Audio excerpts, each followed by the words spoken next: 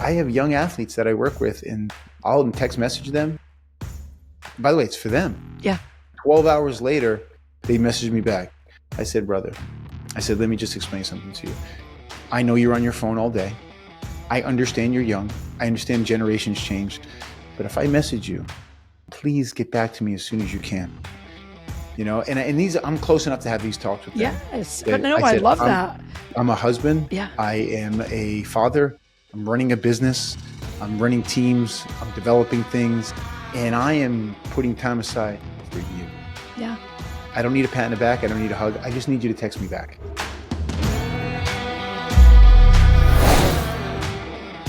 Yeah, so thank you for doing this. I'm super excited and for making time. But I for the people who don't know, our connection is that she is from the best area in the country, and it's Fall River, your Somerset. But you know, it was like that area, the athletes, the mentality, the work ethic, the grit. It's such a special area, and like. Do you have to tell people like, hey, where I'm from? Because I find myself doing that often. I do. I find myself doing it often. Yeah. Yeah. There's the grit factor. I say, I don't know if it's in the water, the good old Taunton River. Yeah. Yeah. But you were super gritty as an athlete, and you cared and you worked hard and you were focused. Like, where does that come from? Was it from your parents? Is it from, you know, I know you have siblings. Like, where is that from? So my mom is the complete opposite side of the spectrum from my dad. So, and then the grandparents, right? We grew up in the 80s where you had like, I was so tight with my grandparents. I played in the neighborhood all the time with all the boys, you know? Yeah. I personally think, because I've talked to my dad about this, I personally think that there was some wiring in me that was just like that. Right. Because like, I was the kid that I was not speaking out loud about how competitive I was, but I remember 4th grade having a birthday party and doing like the balloon races in the yard and being so locked into winning that like everyone else was just having fun. And I was like, you know, one girl beat me, and I still vividly remember thinking to myself, I'm going to get faster than Kristen Rogers. And you know her name. I know her name. I remember the length of her. I remember her stride. Like, that's a bit different. Yeah. Yeah. It's definitely not, I don't know. I don't know at this point what normal is, right? But it's definitely not normal. Right. And for you to remember her name, and I remember you very specifically or intently remember the moment, I think is wild. But I also think that's what it takes to be good or improve yourself at anything. But also you think about having a great childhood. So I don't think it's just about the winning. I think it's about like the comfort of being in my grandparents' yard. Like, I know that that's on a deeper level of psychology, but like that was my safe place. So the memories of my childhood come from that spot. Yeah. You know, like where you could be yourself. Think about family members or friends, coaches, where you're like, I can be my full authentic self here. Yeah. Like, that's what we're really all looking for in adulthood. Sure. Yeah, exactly. That's for sure. But then you played, did you start playing sports at a very young age? So I've been reliving this right now. And I know your son is younger. Yeah. But I'm in my kids are 4th grade and 2nd grade. My daughter is playing everything. So I started talking to this with my dad, because we sit on the sidelines at my daughter's softball games. And we go back in time. We're like, remember when I was 10, we went to New England's Little League. We won New England. So I started playing softball at like the T-ball age. And then by the time I was 10, I was the youngest by like 2 years for the Somerset Little Leagues. Like, we won New England's. So like I was the kid sitting the bench idolizing my teammates who were out there doing the thing. So I think there's something to be said about that. I didn't have a starting spot on that team. I saw the power of winning, working together. I got to like take it all in from the sideline. Right. And then I remember the one day that they put me in a game, we were like losing to Queens, New York by a lot. They put me in right field. I was like, I don't even want to go in. because I had such ability to realize, like, I have to earn it to be out there. I have to be as good as these girls are to be out there. And I think that that's one of life's lessons that I hope my kids get too, is you don't just go in the game and go on the field because you're part of the team. You go, like, earn your spot. Oh, man. And work hard to get better. Louder for the people in the back. Really, I mean, that's such a great lesson. I think it's, I get all the stories from parents, and it's like, it's not fair. The kids don't get to play. And I'm thinking, I think that's a lesson in itself. As you just said, they have to just put forth more than they're giving to earn the right to be out there. And I know we're going to, get down there, but it's like all this, where we grew up, the sports were, I don't know if they were everything, but they were very important.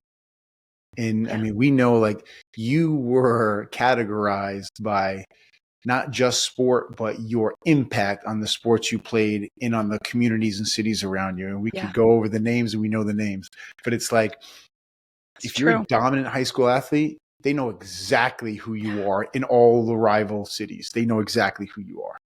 Right? Isn't it great? I still see some of the same journalists, reporters. Yeah.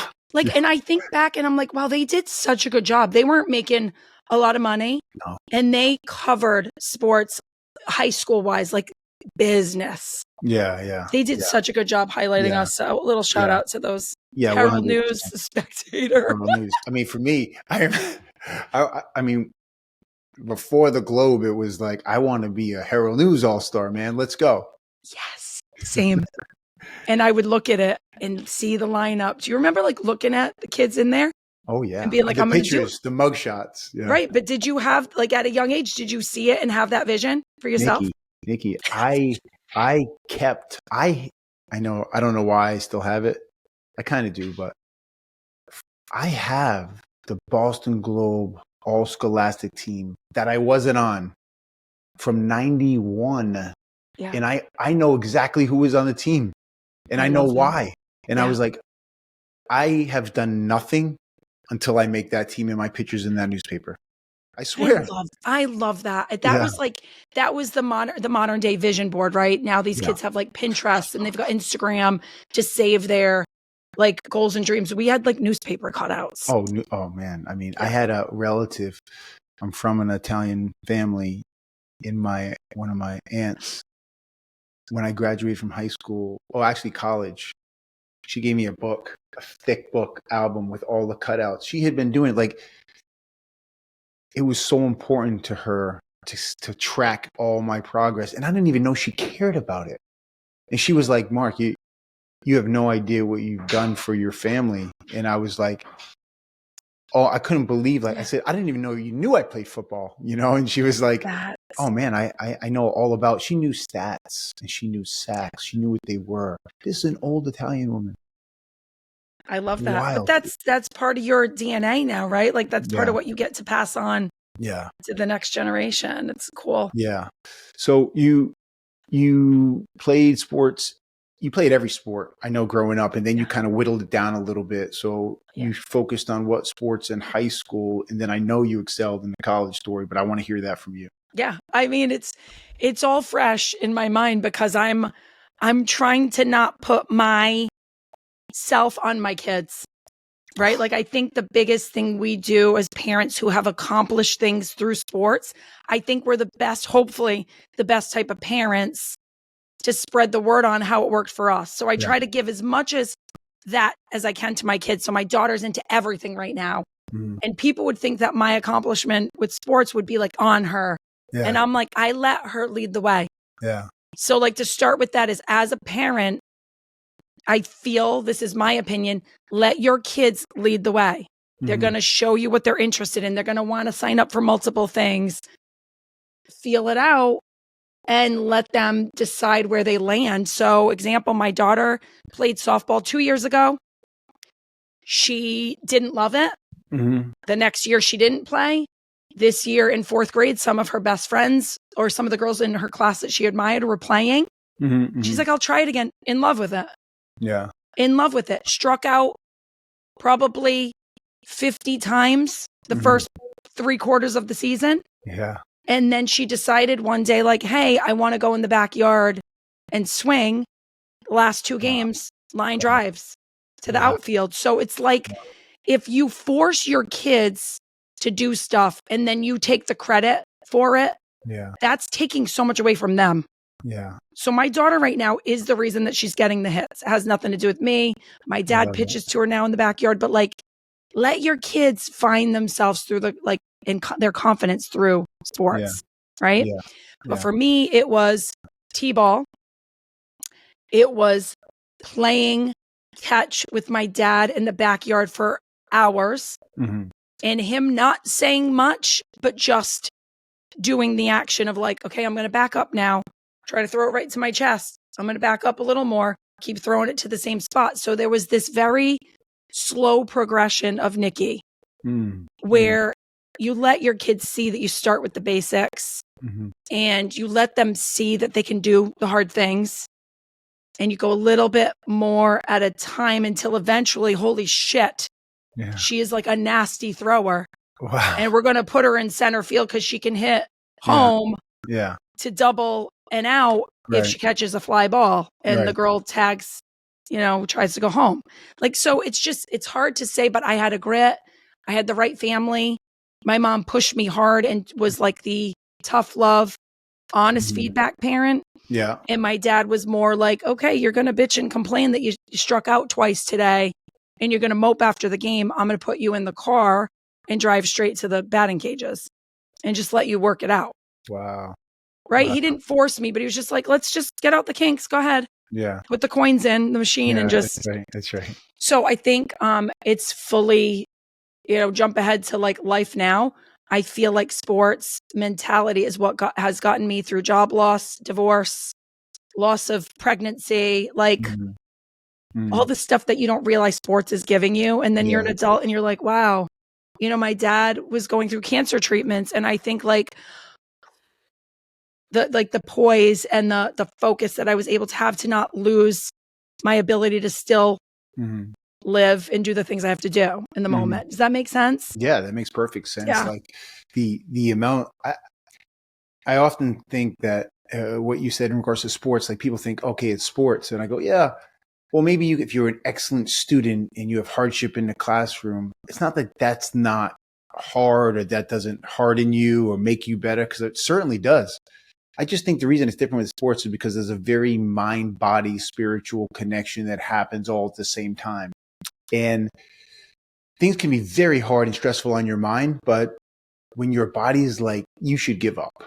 This hurts. Just kind of take this play off or give up. And you're like, I just can't give up. Whatever that means, I just can't stop.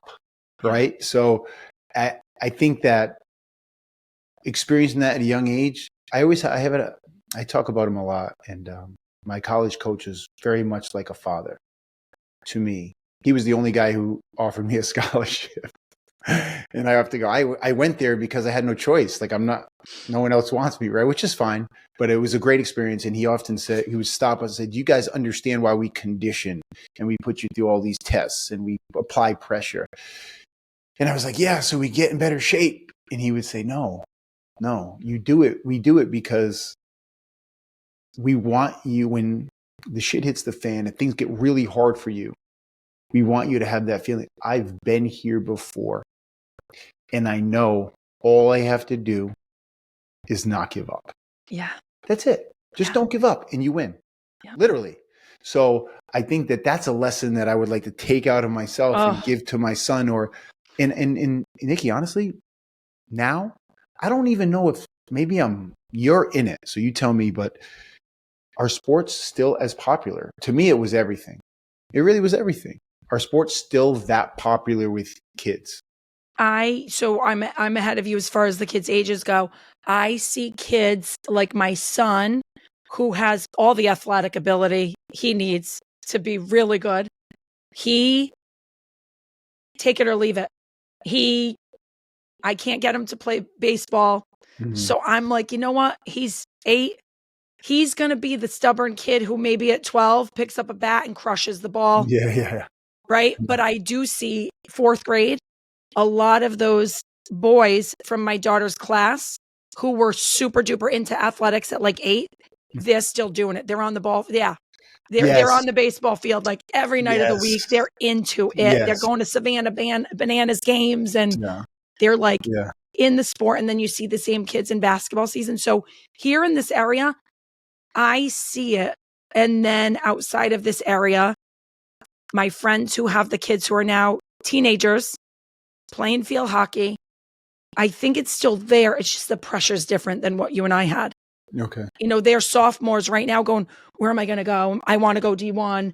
I'm getting recruited now. And it's this big puzzle piece. I think you and I, and correct me if I'm wrong, we got to realize that we could play at the Division I level. But I feel like a lot of my decision was gut inspired. I followed my instincts. And now kids, it's such like a calculation. And they're in these groups and online with these other kids who are doing the same thing. And it's like the comparison. I didn't have anybody to compare anything to, if you think about it. Maybe a few older kids who went on and played D1, but I think there's so much noise now, is what I'm trying to say. Yeah. Yeah. I don't know if you saw this, but I agree with your point. It's firstly, I think if you start too young, it runs a cycle and you're like, nah, been there, done that. I'm good. I just want to try different things, which I think is great. But I think the reason, like, I wasn't allowed to play football. Number one, because I was too heavy, fat as a kid. Yeah. So I couldn't play because you had to be under 150. I was like 220. Oh my God. And I was like, dude, 150. My mother was like, my son weighs 220 pounds and he wants to be a football player. And they said, no, he's got to be 150. All the kids were like this. They were super small. So I'm like, she had to drive me to Swansea like 2 years later. But anyway, I started late. I started late with football. And that made me want to like tick up and get better and get better and get better. And I felt behind. That's why I needed to improve. But I saw something recently. Kobe Bryant asked Michael Jordan. He was like, I remember playing pickup when I was like 10, 11. He's like, Michael, what were you doing at 12 years old? Were you like practicing shooting 3 times a day? And this is I believe the greatest player that ever played. I know there's a big thing out there, but he said to Kobe, I wasn't even playing basketball. I was playing baseball. The greatest player that ever lived. I don't think he started playing basketball. I'm sure he messed around, but he didn't start in the league sense playing basketball till he was like 14. That's mind blowing. Yeah. That's mind blowing. And we knew kids. I grew up with kids and you know who they are. There was a group of basketball players. They were amazing because they started playing together at 5. And I remember thinking, they're not tall. They're not fast. They're just better than everyone else. Why? Yeah. Because they played together for 10 years and they were so good. Yeah. But that ran a cycle and they were kind of done with it. And you could see it. They were like celebrities and they were like, okay, I'm good. I've lived the celebrity life. And I saw it right in front of my eyes. So did you. Yeah. And I was thinking, where do you go from there? And we both know where you go. You go down, right. Right. And it's an interesting story. So I think the pressure is different. I really do. Yeah, it's different. I see it as, the thing that I'm most focused on is softball because I'm surrounded by it. My teammates, I played at UConn. I was an All-American at UConn. Amazing. I had no right, Mark, to be like if you saw me step on as a scholarship athlete coming from Somerset where we never won a big championship, stepping on to that field where I was playing 3 sports, field hockey was my worst sport. And that's what I chose to play at like the highest level for, a top 8 in the country team. Mm-hmm. I stepped onto that field and I was one of the only kids on that field who didn't play for the U.S. under 21, U.S. U19, U14. So I was like with these national players and I was like, oh shit, I don't have this stick work. Mm-hmm. And I started imposter syndrome, which is such a popular term now. I started being like, what the hell? But I also think that it was nice that I was humble and I still had the attitude of the kid on the bench. Like, I'm going to figure this out. Yeah. I'm going to figure this out. Yeah. It's hard as hell, but I'm going to figure this out. So I figured it out and I ended up leaving that as the defensive player of the year for the Big East. That's a mindset, man. Wow. Like I can't. That's incredible. That's a mindset. And also having the right coach, having the right teammates. Like there's so much more to it But I would say if I could sprinkle anything on other people and give them a gift of what I have, I would do it. I would sell it. Yeah. I'd be a millionaire selling books about it. I just Yeah. Oh, you got to write a book, I'm sure. Have you written a book? no. You got to write a book. It's, by the way, there's a book called On Writing by Stephen King, and he talks about the process and how painful it is. And I remember someone said, "Oh, you want to write a book? You should look into this." And I checked it out, and I remember thinking, that was awful. Why would I want to write a book? And I really did want to write a book because I'm like, my English is that. I'm a bad writer, and I'm like, I went through like 5 editors, cut away, added, and then I was like, you know what? There's only one way to do this. You just got to do it yourself. That's it. That's how I feel about YouTube editing and everything. I'm going through this whole, Yeah. but I am, what people don't know is what I'm doing now all happened kind of accidentally. But now that I'm in content creation full time, I still have the same damn grit. Oh yeah, yeah. Oh, right? Yeah. Absolutely. So one of my cousins ran into someone that we mutually know. And my friend Jacob was like, can you believe your cousin? Like, what the hell? Everything she does, she like figures it out. And he goes, she has always been like that. Yeah. Well, like everything she touches turns to gold, which looks like luck, but people don't realize. Oh yeah. You make it look easy, but they don't realize all the stuff. Oh yeah. The wheels turning constantly, like off. Oh, I can only imagine. And to your point, and what I remember is, I remember the girls that I knew that you hung out with. We were all talking, and they used to say, "Oh, Nicki's not going to do that. No, because she's going to go here. She's going to do this. She's going to practice." And I remember thinking, "Yeah, that's awesome. I love that." Isn't that funny? I was like, "I love that," But it was frowned upon. Like, I want every kid, high school, college athlete that listens. It wasn't cool. And there was a lot of pressure to not do those things. I can't tell you how many times, fill in the name, you know who they are, that they would say, "Oh, Megs, let's just go to the beach, bro. You can do your workout after." I said, "Brother, if I go to the beach, I'm never training after the beach.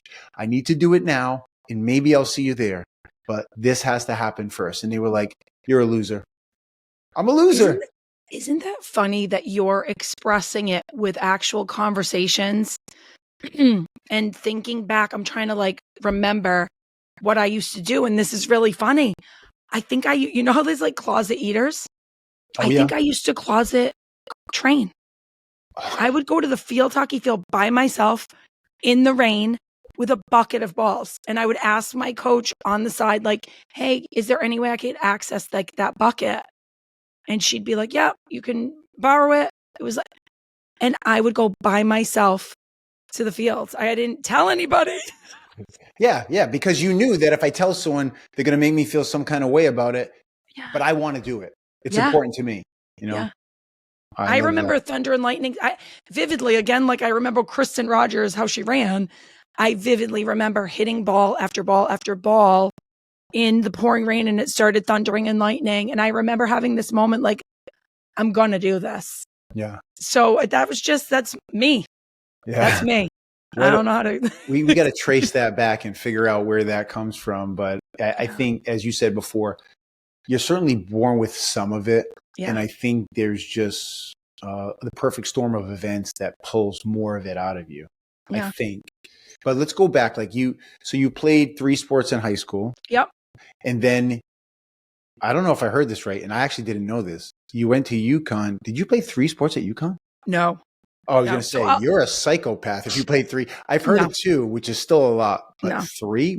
Tell us about I want to hear about the whole process and getting to UConn, why UConn, the recruiting and all of that. Please. So it's funny. I haven't talked about this. It's going to sound like I'm bragging, but now I'm 47 and my knees hurt. So I'm just going to own what was. I was an All-American softball player in high school.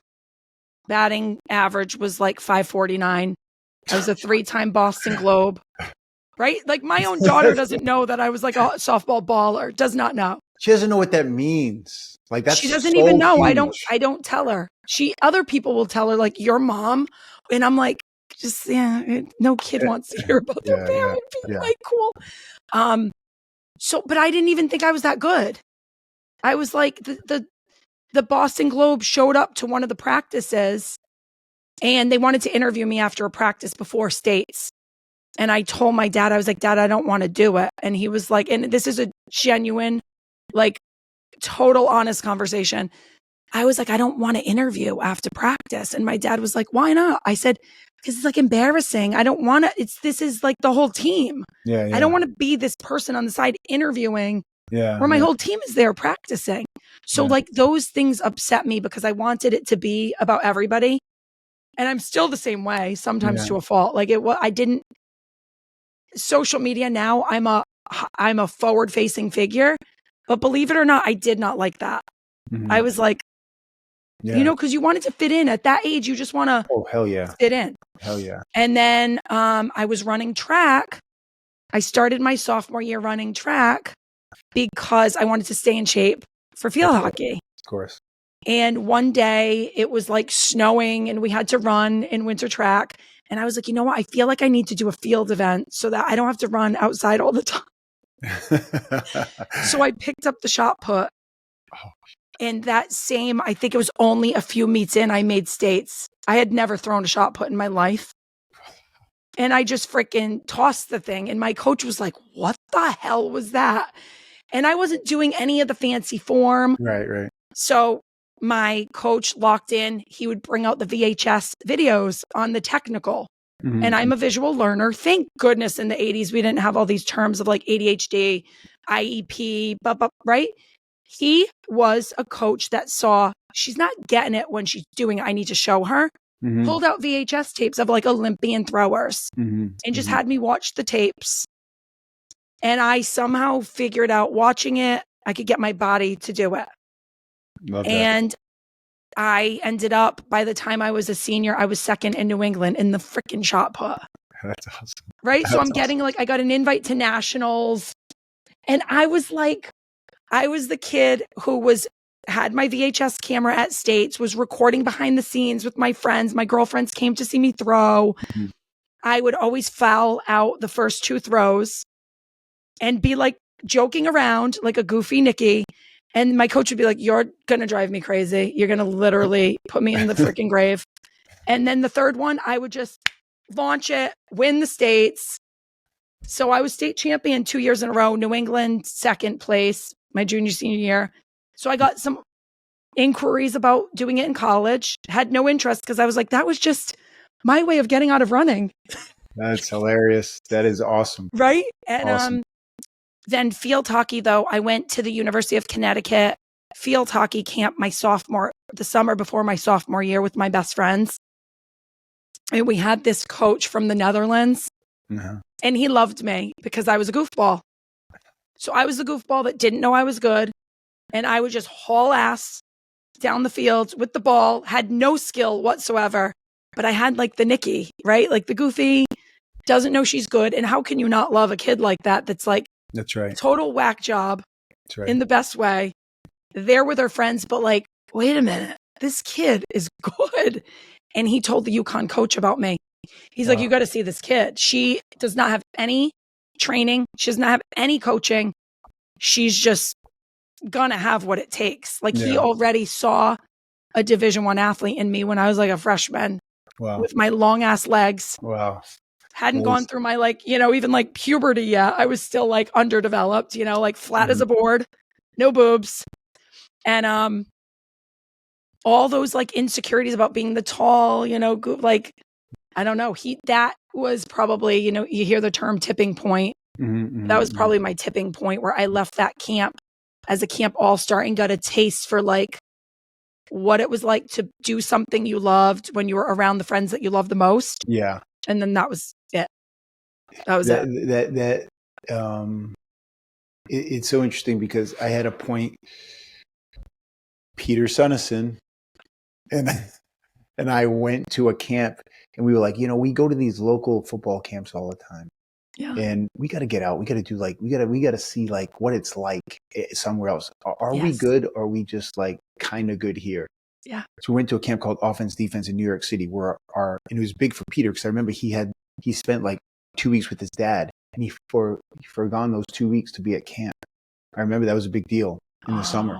Yes. And I remember my mother, I was dropped off by my mother And I remember thinking, I'm in New York. There's kids from all over the region here. Like, this is a big deal. And I remember the point is I walked away from that camp. I had done extremely well. And I was being recognized by the kids from Jersey, New York. And they were like, dude, that kid, like, you do not want to get hit in the mouth by that kid, right? And I was thinking, oh man, that feels good. And it felt good to be recognized by other people. And I was like, I'm actually going to be good at this. And it felt good to acknowledge that. And I think you walked away from that camp just knowing that, all right, you are very good and you're going to do something with this. And that's a super empowering thing. Like, you have to have that aha moment where you're like, others recognize outside of your love circle, your support circle, that you're a badass and you're doing something great. Yeah. Once you hear that, it's like game changer, right? Yeah. So then you choose, the coach reaches out to you and you decide, like, I'm sure you had so many schools to choose from. Yeah. You know, what's funny? It was not hard for me because I had already, from that summer experience, I had already locked in that like UConn was my goal. Okay. And then I looked at other schools, but it's almost like sometimes you just got to follow your intuition. Yeah. And I had the intuition when I was at that camp and I saw the team play. I remember vividly watching their team, who were our like camp counselors.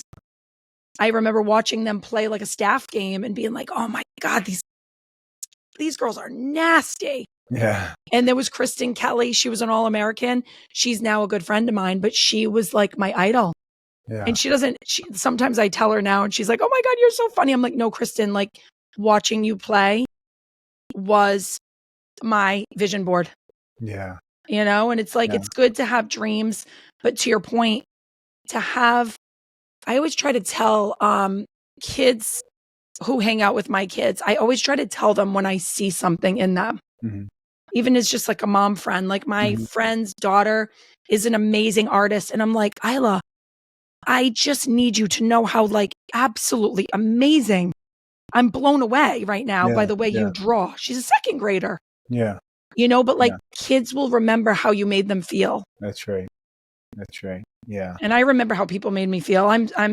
People think I'm so confident and I'm gritty Massachusetts girl who can like take anything. I am a like sensitive sponge. I feel everything.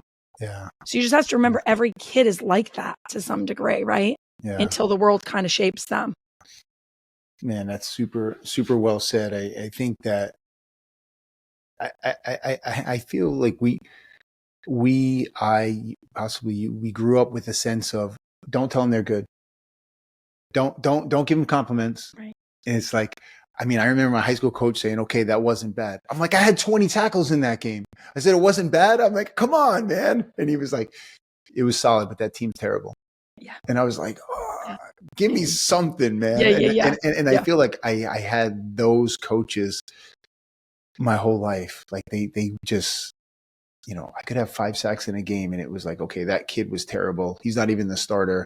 Yeah. You're average. Stay humble. So I had it in college. Same guy.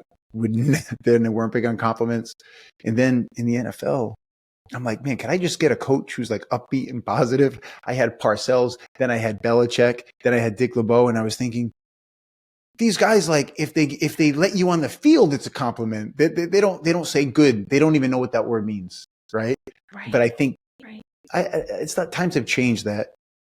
I think you should still be hard. I do believe that, be tough on kids, but I also believe, like, let them know, man. Like, let them know if they're doing something good. As you said, I think that's wonderful that you do that, because I'm pretty sure I'm around a lot of parents now. Yeah. I don't see them doing that. Yeah.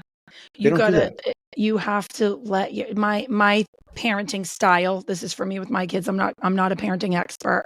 I'll just tell you the style that I have from having had a great childhood, from having had an amazing athletic experience, is I will let them fall in love with things before I'll say this. My daughter wanted to try field hockey. I said, all right, we'll do some rec field hockey. And then she's like, I want to get better at field hockey. I want to do it. I want to do what Mariella's doing and Ori are doing. Those are like my friends' teenagers, because they're like the cool kids, right? Great influence though for Layla.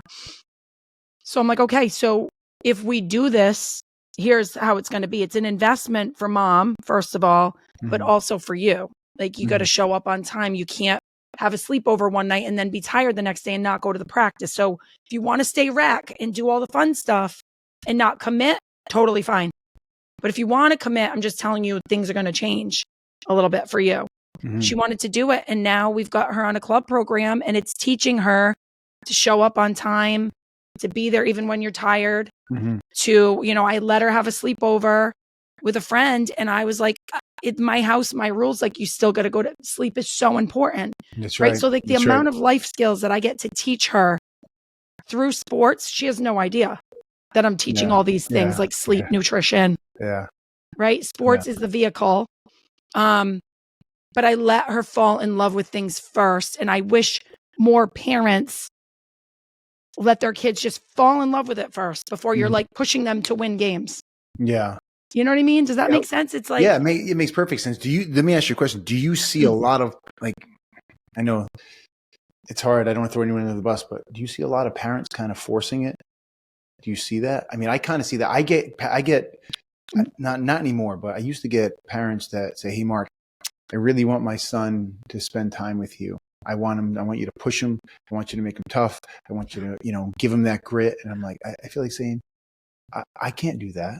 Right. Like, I can give him structure, and I value time with young people, but if he doesn't want to be here, he shouldn't be here. That's it. That's all. That's what I think. I don't know. I also think that if your son has a chef, has a driver, has a $200,000 car, it's going to be very hard to unbake that apple. I feel like you have to dig for things. That's what I believe. There's something about our area, and it's why I moved back here when I was pregnant, I was like, I want my kids to be raised similar to how I was, there's like a lot of blue collar mentality. So I feel like my kids being in sports in this area, a lot of us parents are on the same page. And then I see other parts of the state or other kids that are doing stuff, and I'm like, oh my gosh, I hear horror stories from some of my friends whose kids are in sports at maybe same age, but a little more the competitive level. Like, you should see some of these parents. So I just have to wonder what it is. I don't know.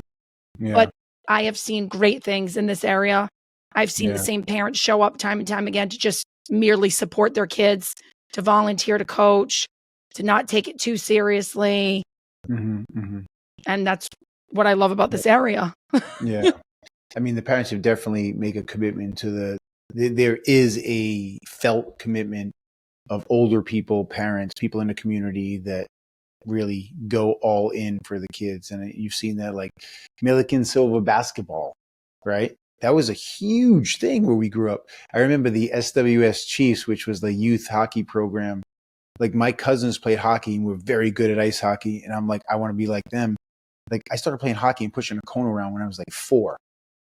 And I'm like, this is how it starts. This is great. This is great. But there were hundreds and hundreds of kids at that rink on Saturday morning. It was a really big deal. And, I know I'm in Miami, but I'm well aware sports are huge in Miami, but it's huge in a different way. That's all. It's huge in a different way.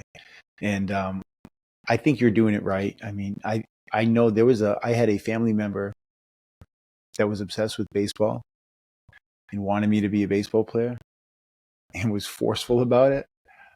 I hate baseball. Okay. And I like the Red Sox, and I'll watch if it's the playoffs, but till this day, I hold that. I'm like, no, baseball sucks. I'm not playing baseball. And my son loves baseball and basketball, Yeah. And I get the question all the time, are you going to make your son play football? Right. I'm like, make him play football. Of course not. No, I have a question for you, because I'm raising a son, and I have friends who coach their sons in football, and they are, like you said, it's tough mindset, right? And I'm all about raising a son who's tough enough for the world, but is emotionally stays himself. So like, how do I get it. you, right? Yeah. What? I mean, go ahead, please. Yeah. I don't know what the No, question is. I'm trying to raise a son who can handle the world, but also he's 8 years old. And when I tell you, he's just the kindest, biggest heart kid. Like before school today, he took the time to write the teacher a card. Like, what 8-year-old boy wants to sit and write a card to his teacher about how much he loved the school year? that is And then awesome. he's got a friend who's moving to Florida, and he was like, he's a lot like me. His wheels were turning. He's like, I think this is the last time I'm going to see her. She's moving to Florida. So I want to keep him that, but also, like, you grew up with football that toughened you. Yeah. So I guess it's not necessarily about my son, but like, what is it about raising strong men, but that still feel connected to their, like, who they are? Yeah. I mean, I think you're it goes without saying you're naturally doing it anyway.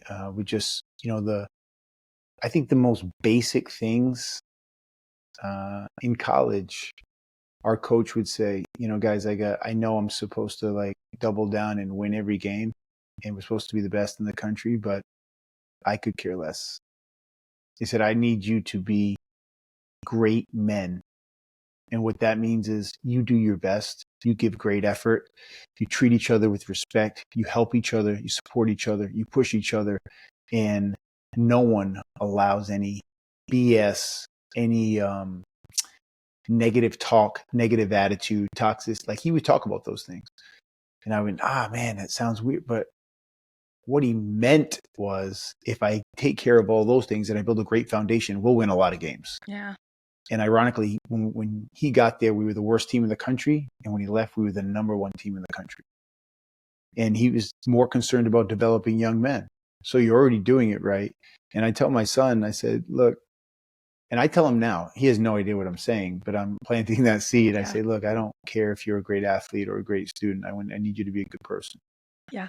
Like that's the most important thing. Absolutely. If you want to be a great athlete, I think that's great. He's got this obsession with the guitar. Yeah. I have no idea where it comes from, but he'll grab the guitar and he'll squint his eyes and he'll start playing in a soulful way. And I'm like, I don't get it, but he thinks he's like John Bon Jovi playing the guitar or something. And I just need him to be a good person. And you're doing it, Nicki. You're instilling those values. And I think that's the most important thing. And I think those things make an athlete better because they naturally form this solid foundation.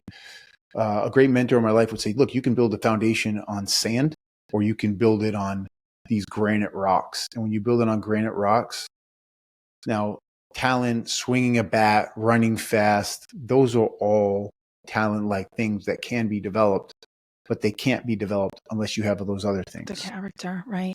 Yeah. Right. Yeah. I felt like unconditionally loved by my whole family, which is like such a gift. But then you hear there are athletes that had the opposite of that and they figure it out, right? So it's, I don't think there's any secret sauce, right? Like grandma's gravy, known as gravy, but it's, you were raised by a single mom. Yeah. So what are some things about that what did that teach you? Yeah. I remember my mom, like, she put us in sports because that was like much cheaper than babysitting services. And I was like, man, that's so genius. I never even thought of that. And she's like, no, you should just go out there. And I'm like, oh, okay. And we're out there playing and I loved it, but I didn't love it at first. I didn't love any sports at first. I was very lazy. I didn't like moving. I didn't like the way people talked about me as an athlete because I was, I was last picked because I was a big sloppy mope, right? And which is fine because that made me think I don't like that. I want to fix that, right? So she put me out there in sports and she would just say, look, you just have to do your best out there. Yeah. That's all that matters. And I remember thinking when I'm coming home and my mother's working like 3 jobs and I would look over at the sideline or in the stands at a baseball game. I saw all the parents there Now, my mother made every attempt and effort to be at games, but she did have multiple jobs. So people always say, like, "Oh, why isn't she here?" I'm like, it's not like she doesn't want to be here. Right. She has to, she's in survival mode, right? And I didn't say, "Hey, I don't want to let my mother down," but I just knew something.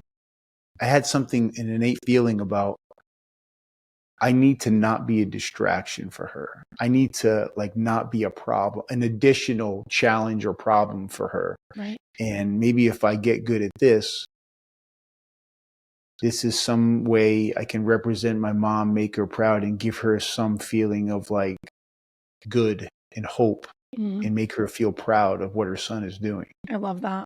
You know, I mean, knowing you from back then, I got to tell you, there were plenty of guys who were trying to get with every girl and treating, young women the way they thought young women would be treated. I always remember you being such a gentleman, such a respectable, so do you think that came from your relationship with your mom, or?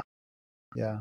I appreciate your kind words, but I think my mom, I had so much respect for her, and I saw there were men in my family that were always respectful to their wives and to their family members, even if they didn't get along peanut butter and jelly. It was like they're still respectful. Yeah. They're still courteous. They're still well mannered. Like, I'd be at my family, we have those big barbecues or something. Everyone would say thank you. Everyone would say you're welcome. Yeah. Everyone would say please. Everyone would say, would you need help with that? Or they just get up and start helping. Like, those are all so basic, but I don't think that's common anymore. Right. I don't think it's common. I'm at different locations for what we have going here, and sometimes I open the door, people walk right by me. They don't say hello, they don't look you in the eye, and they don't say thank you. And I'm shocked. And I take that as my responsibility to my kids. Yeah. Nobody online is talking about like the simple life skills of, because we're getting a lot of our media from social media, whether it's good, bad, or indifferent. But my son the other day, I've been kind of drilling it into him because he's an introvert. He's a natural introvert. And I said, just because you're shy doesn't mean you don't have manners. And he shook somebody's hand at the beach the other day, and he looked him in the eye when he shook it. And I was like, yes, it's working, like the little things that you're like, look him in the eye, shake someone's hand. I got to raise a gentleman, and I don't know what it is like to be a little boy in this world. I mean, I think exactly what you said. And I also think, like, shaking someone's hand and looking them in the eye, I think it's important that people say, like, so you get a dad say, shake his hand, look him in the eye. It's like, I don't want to, right? It's awkward, and it is awkward, and it's weird, and it is weird. But the reason I want you to look him in the eye is it's a sign of respect. Yeah. Like, and I have young athletes that I work with, and I'll text message them. By the way, it's for them. Yeah. 12 hours later, they messaged me back. I said, brother, let me just explain something to you. I know you're on your phone all day. I understand you're young. I understand generations change. But if I message you, please get back to me as soon as you can. And these, I'm close enough to have these talks with them. Yes. But no, I love that. I'm a husband. Yeah. I am a father. I'm running a business. I'm running teams. I'm developing things. And I am putting time aside for you. Yeah. I don't need a pat on the back. I don't need a hug. I just need you to text me back. I love that. I love that approach, because you're saying what you mean when you mean it versus like talking behind their, right? Oh, yeah. I'm a big communicate, like, let's have a conversation person. That doesn't mean I'm right. It's just that I want to talk it out and get a better understanding of where you're coming from. That's really important to me. Yeah. But, you're big in social media. Yeah. And I noticed that. I was like, oh my God, big in social media. She's massive, right? And I was like, first of all, I can't wait to talk to her, because I'm going to ask all about that. But I do think that it's just a natural byproduct that, what was that? The social media dilemma? Oh, yeah. Is that it? Oh, yes. What people value now is like, I don't even know what they value, or I kind of do, and I'm disappointed. Like, you working hard, going to that field in the rain, There was no document. You didn't take a selfie. You didn't put it on there. By the way, you didn't want people to know. You don't even want people to know. I think that in itself is a massive advantage, an edge. I don't need people to know. But when I show up next year, I'm going to be 10 times better than everyone. Yeah. And you're not going to know what hit you, right? They're never going to see me coming. Now it's like, I take a selfie, I worked hard. You probably weren't even in the gym and maybe there's a fake background. Yeah. It's like, dude, it's crazy. Yeah. I think what people value has changed, and I'm still trying to find the line to get a better understanding on how, if I'm going to share some stuff, like how do I reach people to share it with them, you know? Yeah. Yeah. Well, what you just said was perfect, because I remind my, whatever you want to call audience, my social friends, I remind them that they are seeing 2%, if that, of the story. So I'm choosing to put up the self-deprecation, the humor moments, the making fun of myself as a mom. But what they don't see is all the work it took for me to get through my divorce. Like, I'm not documenting that. This morning I made a video on my phone telling each of my kids, because today's their last day of school, telling each of my kids how I feel about them and how they've developed through this year. Like a message to each of them that they can have. I'm not posting that for social media. That's my special moment with my family. So I think it's, what do they call it? The parasocial relationships we have with people we admire. You can use it in a way. If I were to say there's a positive way of using social media, it's to feel like the Nicki sitting on the bench, wanting to be something that I'm not, and visualizing what I could be. So I think that's where what you do for people comes into play, is like, I want to get to that point. I'm here on the sideline right now, but I want to be put in the game, and I want to get where I feel good about myself, and I'm stronger, and I'm, more powerful in my body. Then you're giving them the visual of how they can get there. But if we're thinking that like your life has been perfect and you're this supermodel fitness guy, then that's hard to like aspire to, you know what I mean? And that's only a part of the story, teeny part. Yeah. So, and I think, I know we have big swings, but I know, like, we all know what's trending on social media, and like, there's videos, and I'm not saying it's bad or I look down on it, but I start seeing videos of people having these incredibly vulnerable moments, crying. And I'm like, dude, I go upstairs, shut the door, go in the closet, and pull a sheet on myself. And I'm like, how do you have those moments with the world? Right.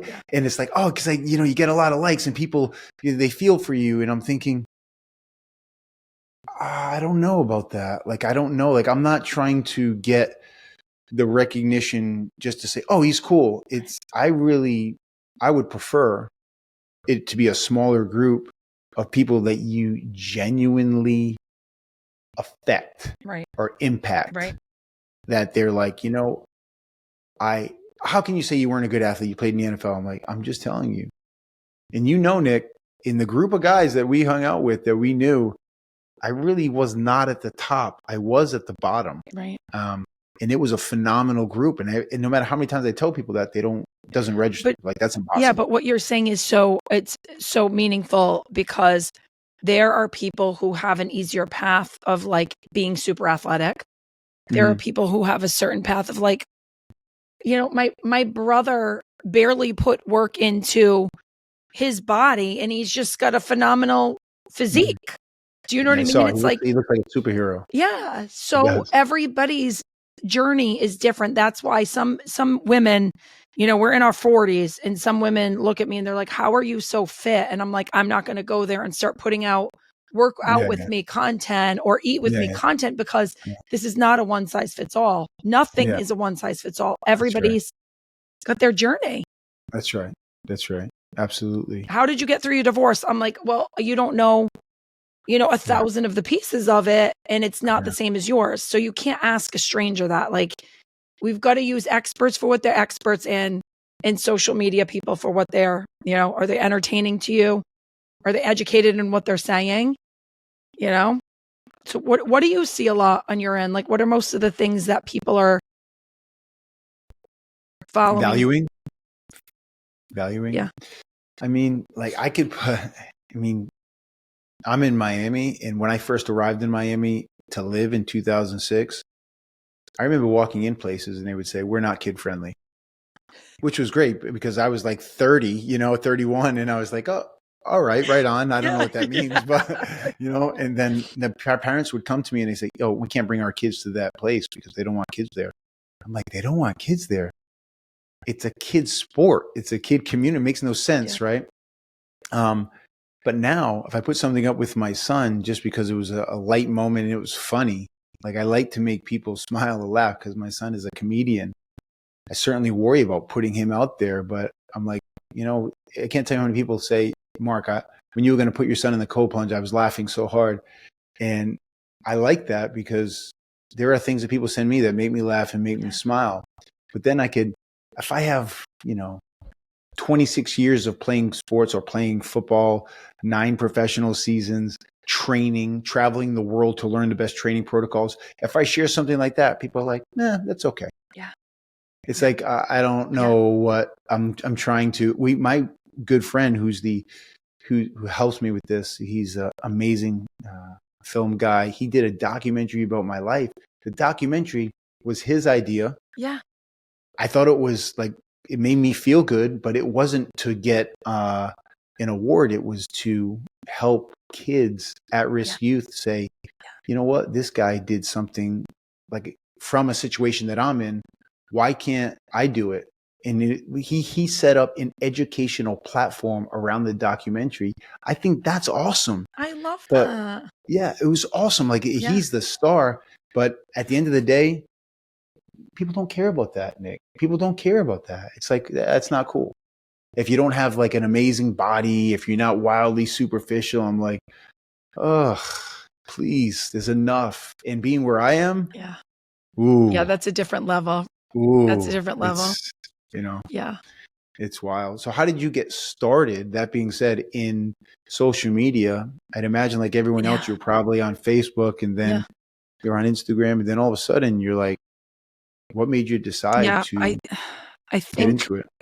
Yeah. And so I've got my entire, this is like how I make my living now, which is crazy to say, but it's the creator economy is wild. There's so much money in it.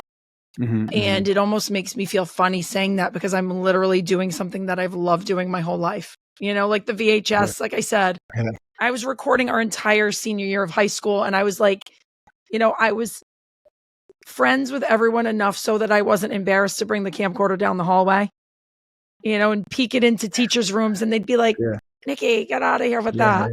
It's me. It's me. I want to document. I want to lock moments in. I want to remember everything.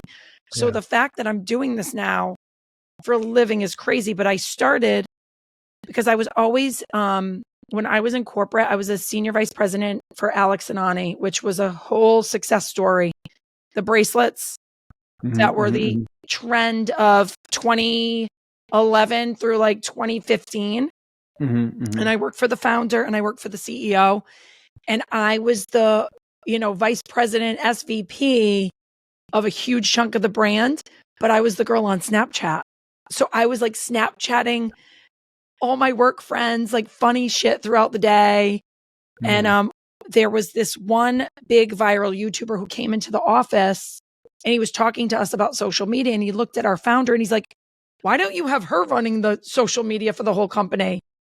And I was like, "Me?" He's like, "Yes, they need you for social media." And it was just funny because I didn't do much with that. I was just doing what I love to do, which was like behind the scenes. Here's so-and-so on Snapchat. And jump ahead to the pandemic. I was newly going through a divorce. I was following a lot of like Gary V stuff. I don't know if you see Gary. Yeah. Oh, yeah. Yeah. So I was following Gary V, and he was like, "You got to figure out TikTok for business. TikTok, TikTok, TikTok." Yeah. And I had been consulting for founders, and they were starting to ask me about TikTok. And I was like, I don't know anything about it. So I jumped on Nicki Unplugged, which like was a made up random name. I was like, no one will see me here. I'll just have this screen time to start figuring out the platform. And I posted a few videos and they went like viral. Like, and I say viral, not lightly, like over 1 million. And I was like, what the heck is happening? Wow. And I think the way I'll put it is a lot of the right place, right time, because the pandemic was happening. Mm-hmm. Moms and dads were starting to go on that app. Yeah. Yeah. And then kids were home from school. Parents were home from work. So the amount of people downloading that app at the time that I was one of the first moms with the messy bun on the top of my head, no makeup on, disaster of a situation we're in during the pandemic. My kids were 3 and 4 and I just owned it. I didn't try to be an Instagram mom, you know, with the perfect porch and the outfits and the fitness routine and the poses. And I think it was a very refreshing time to be like, holy crap, thank God. This woman is showing reality. And then I just rode the wave and I brought it onto the other platforms. And it's me. You could say honest, you could say authentic, you could say funny. I don't like to label myself because this has just been me my whole life. I'm not in a persona. You know, I've always been this friend in my friend groups. So I think timing and like my background in public speaking, my ability to be comfortable with the camera, it just all worked. There's no secret sauce. It just worked. Yeah. What were the videos, Nick, of the first 2 to 3 videos that you put up? Can you remember more or less what direction they went or what kind of stuff? It was always comedy. humor. I'm assuming. Yeah, comedy. It was comedy. It was making fun of myself. So it was like the first video that went viral where it had like millions of views or over 1 million. And to me, that was like, what is happening? And all TikTok kind of gaslights you. It's like the boyfriend who you first meet and he's like, oh my God, hot and heavy. That's what TikTok is like. It will be like, oh my God, come to us. We love you. But it was a video and I put a text over it and it said, describe motherhood in 30 seconds or less. And it was, my daughter was like 3 and she was telling me that she saw a honeybee. And she told me 1,000 times that she saw the honeybee. But at the same time she was saying that, I was recording. My husband at the time was in the jacuzzi at our house in the pool, and he was trying to get water out of his ear. So he's literally like this, having one of these ridiculous moments. And then my son is in his floaties and he jumps in, goes under the water and is like, there's just so much happening at once. And my daughter's still flipping out about the honeybee and me just like this. Like overstimulated. What is freaking happening? The dramatics of my ex getting the water out of his ear was like way too much for me to handle in itself. So that was it. It was just like this 15-second clip that other people would be like, thank God it's not just me. You know, you're married with kids. You know, your wife sees things that she's like, what are you doing? Oh, yeah. And I just happen to have it on film. Yeah. And then I started making fun of my divorce because that was like my coping mechanism. So I did a lot of co-parenting humor and people just love that because it was like the honesty about divorce with kids. It's real. I mean, I hear all kinds of stories and I'm like, what? Yeah. And I could either have bashed him, right? Or I could just make light. Like us from Massachusetts, we have this innate ability to use sarcasm as a vehicle. Man. It gets me in trouble every day. Every day. I'm like, dude, I know I shouldn't have said that, but I'm 48 years old. It's hard to unbake that apple. I'm like, that's kind of what I do. Yeah. You know what I mean? I'm not trying to, it's not about you. It's like, that's my whole persona, you know, and people get like upset with the sarcasm. Like, man. No, you and I are from that. But that's also what people love about my page. Because most people don't get to grow up with that. And to us, my mom being like this to me, Jesus Christ, Nicki, put the frickin' like yelling at me is our like love language. And everybody else thinks it's funny. I'm like, this is us. This is our love language. That's hilarious. So you just stuck with it and you just put pieces of your life up there. Yeah. And I know it's a lot of humor. I saw the one the other day where you said when you decide to dress like this with a pea coat. And I remember thinking, my mom dressed like that every day. And I was like, she's like, let's go, let's make this happen. And she Just doesn't, you you just when you're a mom, it's not that you give up, because like if I wanted to thirst trap, I could and I would. I don't want I'm not looking for a male following who's trying to date me at all. So I use the self-deprecation of like the womanhood who has done so much work on self-love and self-care that like I give that to my family. My family gets that side of me. If I'm dating somebody, they get that side of me that no one else gets. Like I'm a very protective person of like my family and my immediate life. And then the rest of the world gets to say, oh yeah, you too. You're a hot mess at bus drop off. I'm wearing Crocs out there. If I'm even have shoes on my feet, I'm like, who am I? This whatever. Whatever it takes, that's what we're doing. Yeah. Whatever it takes. Yes. I think that's smart to keep that part of yourself for your close circle and your loved ones. Yeah. You know, my wife is very similar. Like she's certainly on social media, but she's awesome to my son, myself, and our pup. She's a great human being, and I just moms in themselves. Yeah. I know my relationship with my mom, so yeah. Your relationship with your son, it's just like they live and breathe with every word you say. Yeah. And they're like, they don't want to let mom down. And no matter what you may think, they're always thinking about that. Yeah. Like that's super important. Yeah, they are. So you're on TikTok, you're on Instagram, and what is your tell them? Years ago, I trained Amanda Cerny. Do you know Amanda Cerny? Mm-mm. Amanda Cerny on Instagram. She's funny girl. She was doing a lot of stuff that you're doing now. I gotta check her out. Amanda Cerny. And I remember I spent not the day, but a lot of time with her in one day. Trained her. She didn't put the phone down. Yeah. She documented every single moment. I remember people thinking, that's so shallow, or that's not real work. And I'm like, dude, that girl worked all day. Yeah. Like it never stopped. Yeah. And now, like, I know I have an idea of like what she makes, so to speak. Yeah.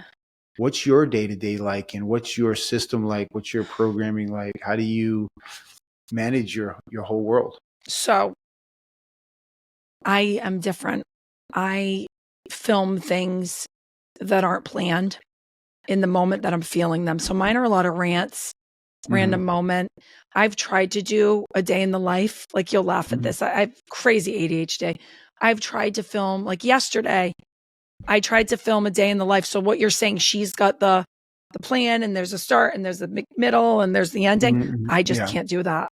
So I tried to film what it's like to really get 2 kids to the beach yesterday, because I had this vision of like how funny it would be to do like start of the day, walking the dog, putting the chemicals in the pool, forgetting what I was doing, packing the towels, forgetting the sunscreen, right? Like you don't realize how many steps there are in getting 2 kids to the beach and then getting them home and unpacking.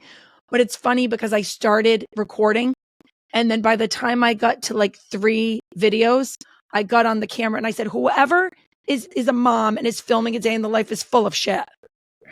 Because like I'm not remembering the pieces. So I give creators like that, I've met many of them, so much credit. They are like working hard. I'm not working hard. I'm working smart. It's my own style. Yeah. For me, I just it just works best for my audience. So it depends on the content that you're doing. No matter what, your wheels are always turning. Like I'll wake up in the middle of the night and I'll be like, why am I thinking about my podcast right now? Like stop. Yeah. Stop. Yeah.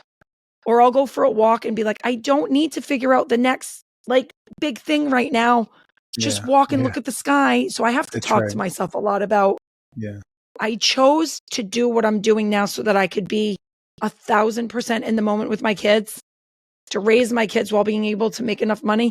So that's my first tip of the pyramid thing is to like be a full-time mom. Yeah.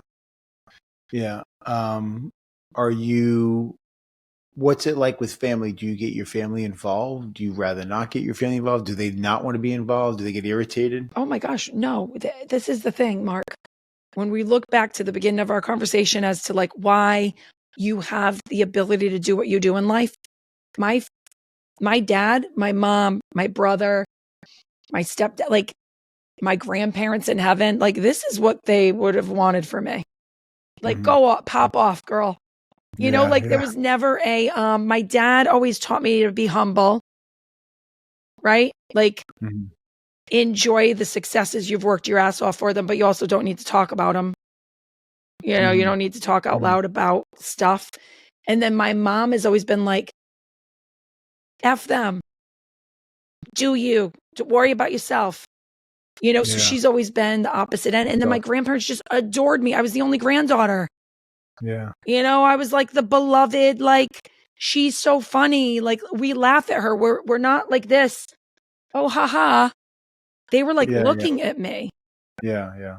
So my upbringing has allowed me to like show up authentically for other people because it's worked for me my whole life. Mhm. Mhm. So parents, the biggest gift, grandparents, the biggest gift you could give your kids, your grandkids, whatever, is just see them for who they are, love them for who they are, celebrate the stupid shit if your kid brings out the guitar. Yeah, You're yeah. like, what's this? Like make them feel seen and heard. Yeah. Yeah. Do you talk social media with your kids? Do you Yes. talk about it with your Yes. kids? Give me an example of a conversation that you have about social media with your kids. There was one year we went to Disney and I said, we're going down there for a work gig 5 days prior. I'm going to be recording a lot because we're getting Mhm. paid for it. It's my Yeah, yeah. job. Yeah. And then when we go to the Disney portion, I'm not going to film a lot because it's our family vacation and I don't really want to Nice. publicize it. I'll be Yeah. doing little things here and there, but just know when I'm filming all this stuff in the first 5 days, work, paid, mom's got contracts in place for this. Yeah. So I talked to them about that. And now a year later, we got hosted by Disneyland, Mark. So the That's conversation awesome. with my kids was, we're getting hosted. The two of you are my guest. Mhm. This is mom's job. I know it seems weird. Yeah, yeah. You're my guest. I'm working.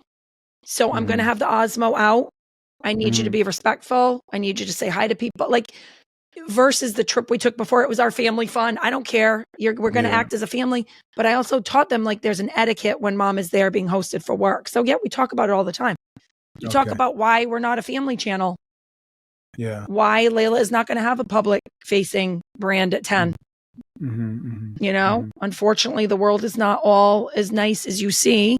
That's right. You know, like Yeah. we do Yeah. open conversations. I talk to her about puberty, talk to her about Mhm. development. Like I'm a very open, honest mom. I think Mhm. that empowers your kids too. Yeah. For sure. I mean, the fact that you can have those honest conversations. Have to. We all know that we prefer them to have the conversations with you and have the freedom Yeah. to feel good about having conversations with you about anything. Yeah. That the last thing you want them doing is going to a stranger who can manipulate a kid. Yeah. You know, that's Yes. scary. I remember Scary. hearing about girls who got started their menstrual cycle and they were freaked out because they didn't Mhm. know. And I'm like, moms, talk to at like Yeah. 9 years old, talk to your Yeah. daughters. Like, and I'm not saying it in a way that's judgmental, but like we're in a different era. Like empower your young girls and boys Yeah. to like know what's happening with them. And like imagine that now my daughter will be the kid. She's got pads. She's 4th grade. She's got pads in her backpack. And I'm like, Layla, you don't Yeah. need those, honey. She's like, but Yeah. what if a Yeah. friend gets it? I'm Yeah. like, okay, you're that friend. I love you for that. Yeah. Yeah. Yeah. It's just Super forward thinking. Forward thinking. Yeah. But you know, I think parents, I know I'm stating the obvious, but I was talking to someone recently. My wife had her friend hang out, family come in, and we were saying that what happens is like we take all our traumas and past experiences with our family and our upbringing, and we put those onto our kids. absolutely. And the kid has like no understanding of why is my parent operating this way or talking this way or explaining. And then we almost want to say that, well, because when I was raised, I went through a lot of troubles. And it's like, that's a lot of weight to put on a kid. Like the fact that you didn't have a conversation, an adult never breach certain topics with you, break the cycle, dude. Like, have those conversations. Yeah. My kids were asking me about like cigarettes the other day. Yeah, because they saw somebody on the golf course like smoking. So I talked openly about it. I said, I think, again, not a parenting expert, but I put myself as such a sponge as a kid. I put myself in my kids' shoes all the time. That's how I parent. And I thought when I was older, my parents probably would have just said, "Oh, those are terrible. Those are terrible for you. They'll put you in the grave. They'll cause right? Like all this just scare factor." Oh, for sure. But I story told. I was like, "Do you know that when I was little, Grandpa used to smoke, and I was your age, and I was like devastated because I thought he was going to die. I would stick my head out the window. I would send him anonymous like clippings from the newspaper about how bad cigarettes are and the warning labels." And so like they were able to be like, "Oh, mom was curious too once." Yeah. So you just kind of like story tell from their shoes. That always works for me. Same with sports. Like Layla saw a softball player and she's like, "Oh, I want to watch your TikTok so I could watch her." I was like, "Well, what is it that you like about her?" And she's like, "She's so good." And I'm like, all right, let's put on the College World Series. That's right. And let's watch. So like find out what your kids are interested in and dig into why. Like that's how I parent. I think it's such a part of like grit and empowerment and to like feel seen and heard. It's all we want in adulthood. Oh yeah. Right? Like we still want in adulthood. 100%. I feel like it's a large piece of the pie in life for everything. My brother's daughter is a awesome softball player. She's really good, and she's like this. She can hit, and I'm like, my brother was a very good baseball player. My brother's tough. Yeah, he's tough on her, and I'm like, you gotta, I said, be careful. Be careful, but she loves softball. She told me, I asked her, this is like 4 years ago. Now she's about to start. She just finished middle school. She's going to be a freshman at Stang. And she said, Stang, what do you think? Oh, that's where my brother went. He's still best friends with all of his best friends. Yeah. I think it's a good school. Yes. Great school. Yeah.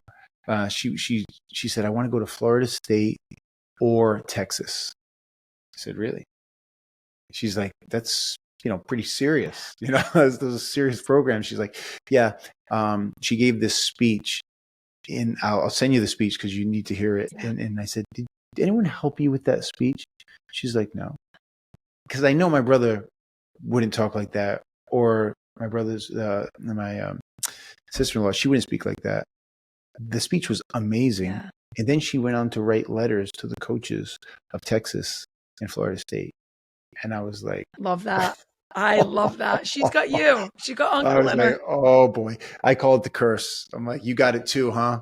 I suffer from the same affliction. So my daughter already told me she's either going to UNC or UConn for field hockey. And I never put that on her. I never, ever put that on her. I never. Awesome. Yeah. Those are good choices. Yeah. I mean, UConn, obviously, and then UNC isn't a bad choice. Well, in field hockey, they're like, they won 3 of the last 5 national championships. It might be that Layla just likes the blue color. She likes aesthetics. It might, but she's got the curse. I know a girl, I think, didn't they win the national championship, UNC? Yeah. So there's a girl on the team that one of my close friends, it's his niece, but I think she's the captain. Yeah. And her father was a legendary All-American in the Hall of Fame of Boston College wrestler. Oh, that's awesome. And the girl's last name is Hanlon, maybe. Okay. And every time I get together and with the father, he's like, oh yeah, we got her doing this. And I always go, this guy is, he's awesome. He's an awesome person. But the daughter, she's like you. Yeah.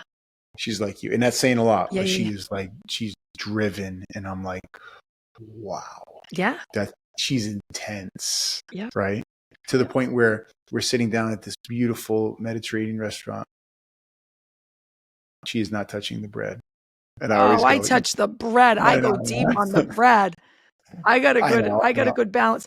I wish though back in because when we were in college, do you remember that was when like carb overload? Oh, Carb carb up for the carb up, overload. carb up. Yeah, yeah, for So sure. I was just like my face was like this. I would come home and my mom would be like, "Enough is enough." She would yell. I thought it was amazing because I'm like, oh my God, this is like Disney World of food. I've never seen so much Yeah. food in No, my it life. was after dinner, after like pasta, all the stuff. It was like cereal, bagel, ice cream cone. What the hell? Just and then the drinking and the calzones late night. I mean, Oh my I made God. it through that era, but I wish I knew then what I know now. I know. I mean, it just gained the knowledge, just the basic knowledge that people have now. Like I meet young kids, they're like, "Oh, I don't eat carbs," and I'm like, "What? You don't eat carbs?" And they're like, "No, no, I can't eat. I can't go to an Italian restaurant." I'm Oh, like, dude, no, that would please, devastate. No, I eat please, what I want when I want it, but I also have a lot yeah, of good habits. yeah. Yeah. Are you still training? I have to. I'm 47. Everything goes to shit, man. If you're What not kind of lifting, you're like drooping. what kind of training do you do? Do you train every day? Number one, and then No, what kind of training do you no, I don't. And I should, but I'm very active with my kids. So listen, I'm going to simplify this. If I'm not out for a very long mental health walk, do? Hmm. then I'm doing like a 10-minute to 20-minute lifting workout from YouTube with the dumbbells, Okay. right? Walk, I jog when I can, I lift when I can. But if I'm not doing that, I'm cleaning my pool, I'm scrubbing the sides of my pool, I'm picking stuff up, I'm packing the beach chairs, I'm dragging. So I'm an active lifestyle Active. Yeah. person. Yeah. So it's not always going to come in the form of a workout regimen. And that's why I can't sell my secret sauce or even tell my audience like what I do because there's no rhyme or reason. But I'm doing Yeah. something, walking Yeah. my dog, Yeah. something. But I Well, also you. feel the power right now going through probably like the early changes of hormones is like, I need to lift. I Yeah. need Yeah. to lift. Yeah.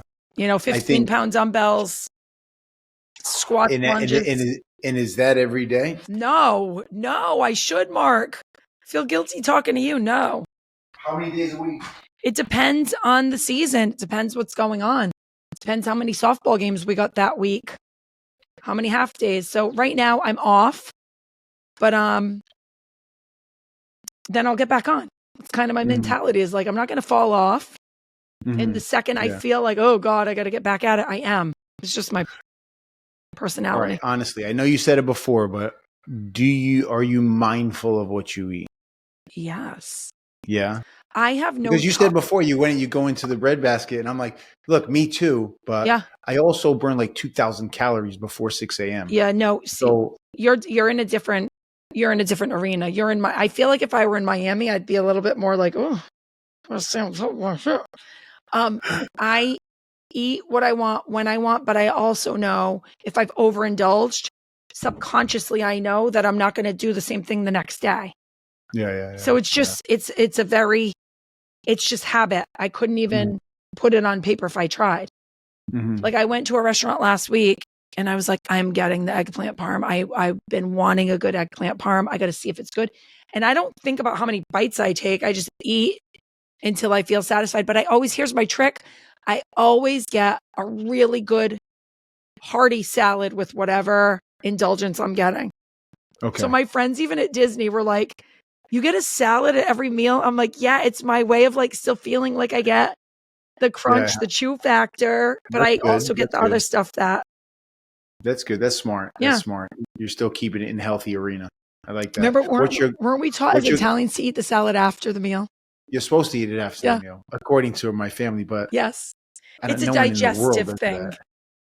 Yeah. I think it's a for me, I now believe it's a keep yourself guilt-free thing. Oh, no, I finish with healthy food. Or like So, to keep yourself from taking like 3 servings of the other stuff. yeah, Maybe. and I was that kid. I mean, people like when people hand me a plate of pasta, I go, "Do you realize when I was a kid, I ate 5 of these?" Yeah. And my grandmother was like, maybe I should open another box. And I was like, correct. You got rewarded for being a good eater. Yeah. My grandmother was like, you ate 9 crepes. Let me make you another one. Wow. I'm like, Grandma, you're supposed to say stop. Yeah, no, there was no such thing. So I guess I'll ask you this. So I'm raising, my daughter loves food,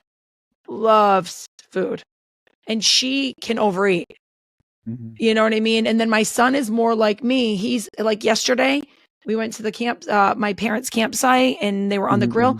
When he's full, he stops eating. When my daughter's full, she'll keep going if it's really good. Yeah. How do I, as a woman, do you have any tips on this from knowing what you do? How do I keep her in a good relationship with food? Because I do tend to sometimes be like, all right, enough. Yeah. It's super tricky, man. I fielded this question and discussed heard. This is a big one. Like, it's obviously, I can hear it in your voice. It's super delicate. And it's like you too hard one way or the other. Yeah. And you're going to be adding to a challenge for sure. Yeah. That's 100%.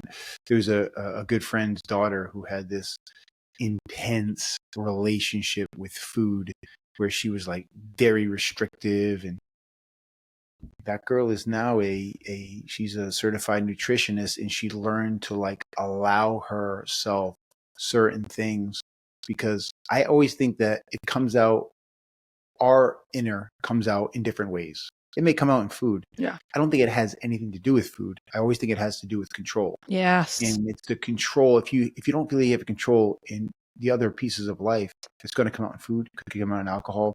Could come out into overtraining. I mean, that was me. I would train for 9 hours, and I go, "What's wrong with that? I want to be better." But yes, I have friends. I have friends that were like that.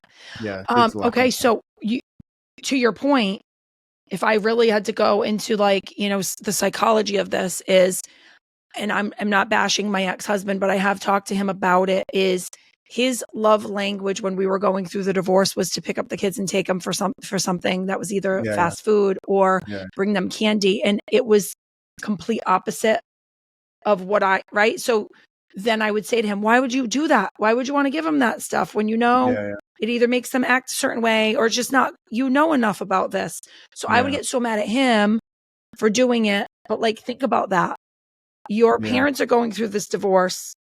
Yeah. And your parents' conflict is about like what you're eating at one place or the other.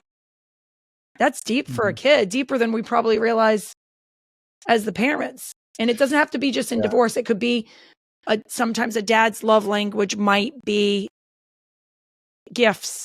And that gift that your kid might like is, I want McDonald's after my game. Once in a while is okay, but we live in a world that's not once in a while anymore. That used to be a Sunday treat when we had parents who didn't have a lot of money. Yeah. And now it's like everywhere they go, they want a venti, something from Starbucks with all the sugar in it. And then we're overindulging, over-consuming. Yeah. I mean, I think that it's for obvious reasons. The parent wants to see a smile. Yeah.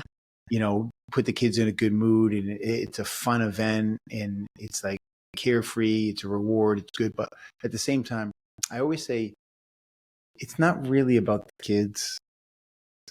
We all know it's about the parent. The parent is doing that because that's what they like. And or that's what their dad did, or That's right. Yeah. That's right.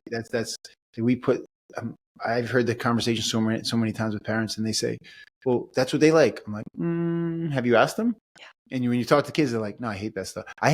There's a young man who I know, I mentored. He told me one day, we had a great, honest, transparent conversation. He was an intern for us, and then he became a body architect. And he said, I remember when I was a kid, I took Kung Fu, and my dad took it, and I kept going and going. I went for like 12 years. I'm like, oh my God, you must be great. You must have loved it. He goes, I hated it. I said, well, why did you go? He goes, well, I didn't want to disappoint my dad. I thought he wanted me there. And I said, but you never had a conversation with your father? And he said, no, we never talked about those things.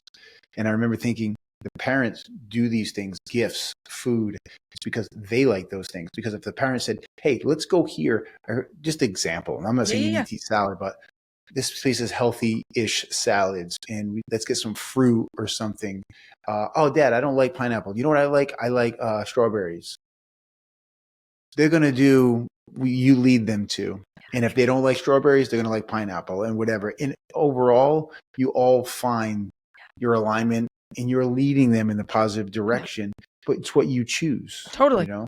I took my daughter shopping last week after field hockey, and we were in the habit of, she was always asking for Chick-fil-A because there was one down the road. Mm-hmm. And I did it a few times because I was like, I want them to have moderation. You know, but then I started talking to her about the power of food after you've fueled your body, right? Like after you've played the hard sport in the heat. So we started going for acai bowls, and we started looking forward to that, right? Like, so it was like, and then she'd see me get, the protein smoothie with that I'd get excited about. Yeah, right? Of course. I get excited about spirulina in my smoothie. And then last week I took her shopping. She wanted to get a Jellycat as her fourth grade last day of school gift from Jellycat. It's a stuffed animal, but it's like a big trending thing right now. So we did that. And I said, you know what? We're going to go to lunch at Sweet Green. And we walked in and she started looking at the menu. She's like, I don't like any of this. And I was like, just try it. And if you don't love it, then, we know now. But I really want this salad. I'm looking forward to it. She got steak, salad, whatever. Devoured it, loved it. Awesome. And I was like, do you see that? You just introduced yourself to like a new thing that you like. Absolutely. So you do. It's like if you build it, they will come, right? Field of Dreams. Yeah. It's kind of like that as a parent with everything you do. Great movie, by the way. Yes. Yeah.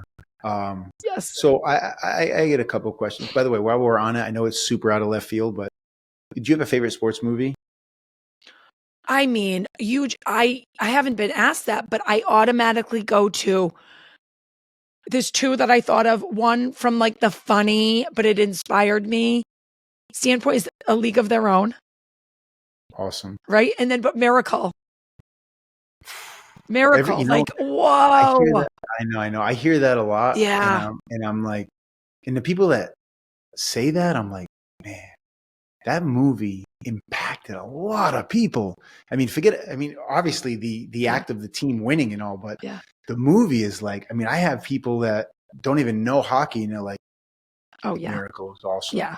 Miracles. And awesome. I haven't watched it in a long time, and now I want to watch it. Oh, it's so good. Those speeches. And by the way, it was all about Herb Brooks. It was all about him. Like, meaning like he couldn't swallow the fact that he never made that team, and he was pissed about it, you know? By the way, have you ever watched Ted Lasso? Oh my gosh, no. And everyone is like, wait a minute. You've never watched Ted Lasso? Never. I think it's because it was super popular when my kids were really little and I was like strung out.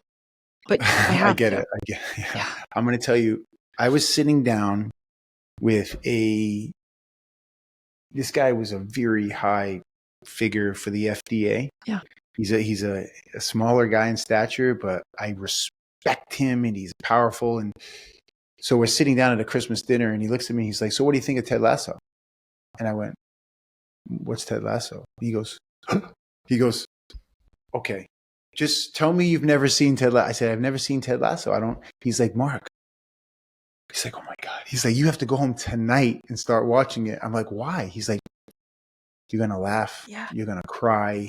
Life lessons, best, just heartfelt stories. I said, it's like this coach is so invested in people and relationships.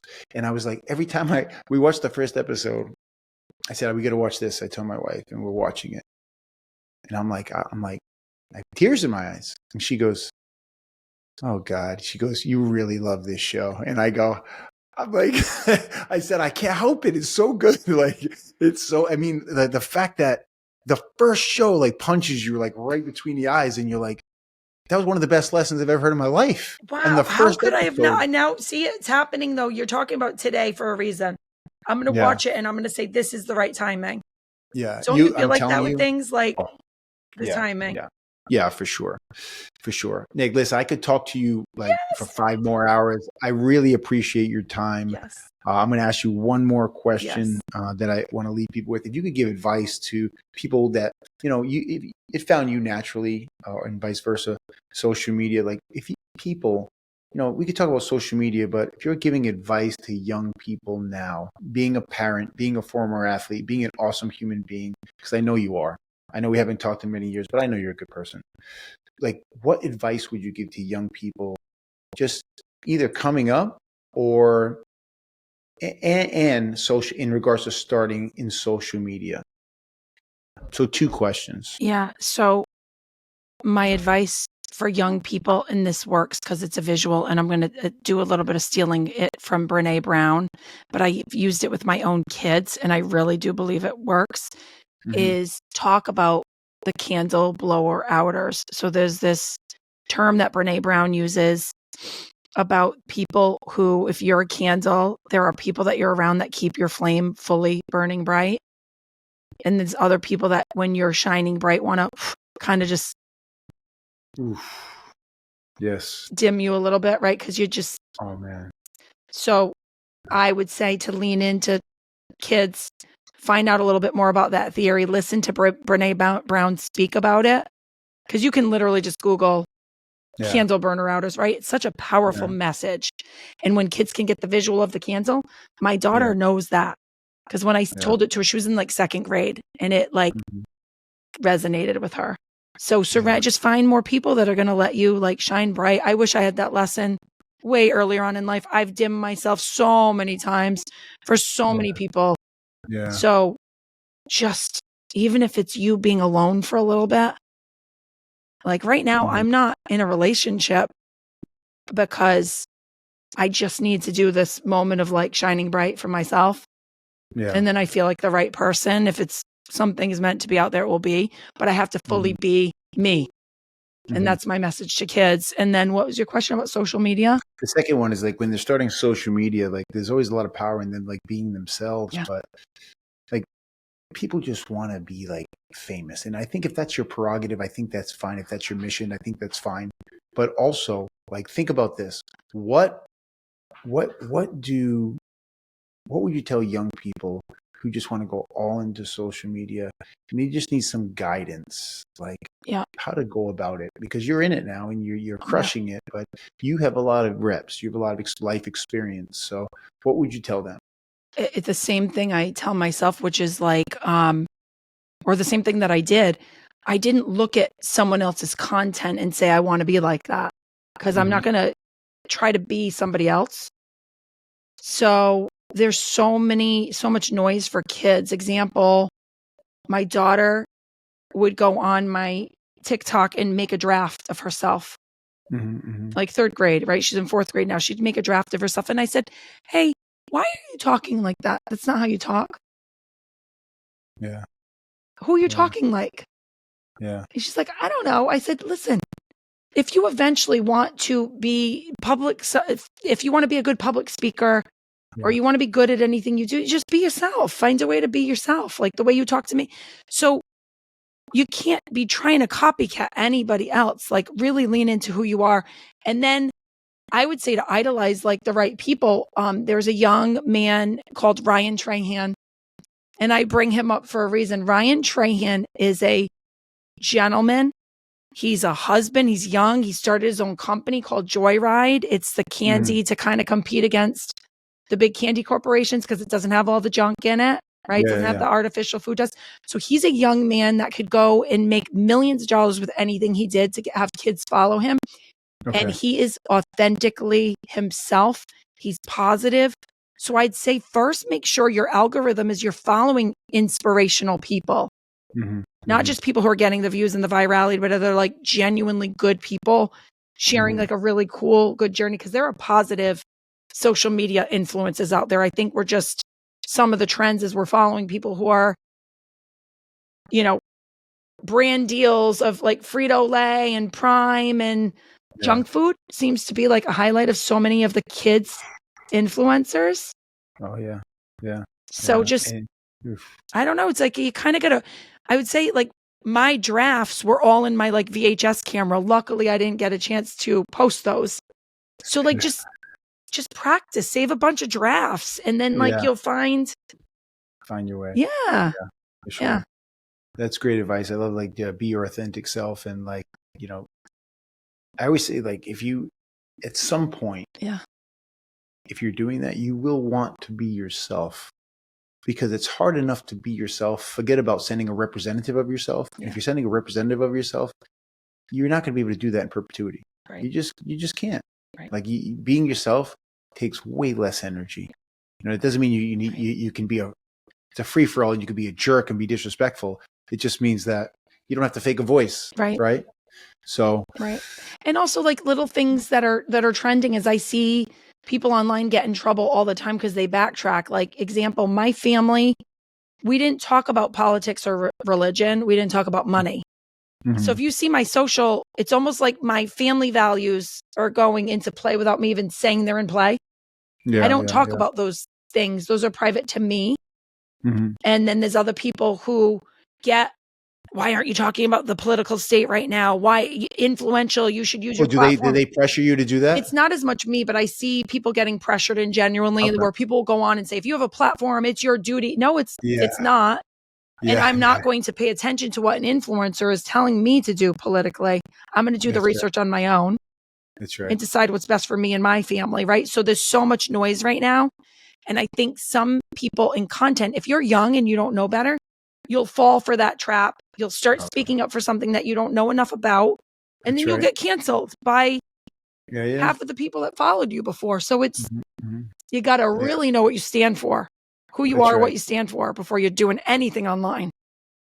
That is very good advice. Very good advice. 100%. Yeah. I've gotten that myself. You know, you have a platform, you should speak. And I'm like, what if I don't speak in the things that you believe in?